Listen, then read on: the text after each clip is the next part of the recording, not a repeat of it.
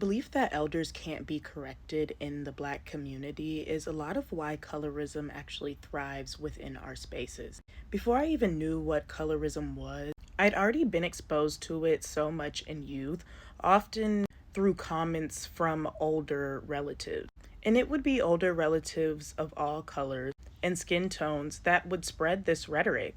Elders inadvertently pass off a lot of anti Blackness statements and beliefs, whether it is on the tone of skin or the texture of hair or the features somebody has on their face. The problem is when these ideas are spread, we're often taught to let them be dispersed simply because this person is older and therefore should not stand correction. But the truth is, nobody is immune to being corrected, regardless of age. Just because you have lived a long time doesn't mean you have learned every lesson. And a lot of the lessons you may have learned were outdated.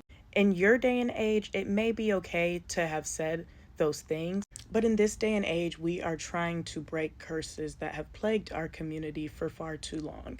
We should be able to hold our elders accountable, even if that means correcting them in their thought patterns and processes. A lot of why younger generations can't stand to be around older generations is because they feel as though they're above correction. But this feeling as though you can't be corrected is actually what allows a lot of toxic practices to continue. People look to elders to be the teachers of community.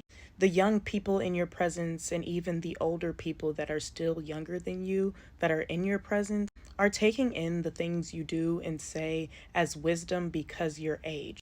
If you are old and posing as wise while spreading harmful pieces of language that negatively impact our entire global community, that is a problem and you need to be corrected.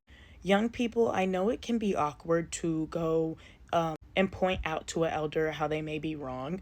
And even if they're not open to listening, I guarantee you somebody in the space will hear the conversation and you'd be surprised the minds you can begin to change. Whenever I hear somebody, regardless of their age and their closeness in relation to me, trying to spread ideas that harm our community, I make it a point to challenge that, to examine that further, and to also correct it. Being older doesn't mean you no longer have to learn. And being older, you should look forward to learning more because often people are looping you in so that you are not siloed in your senior citizenship.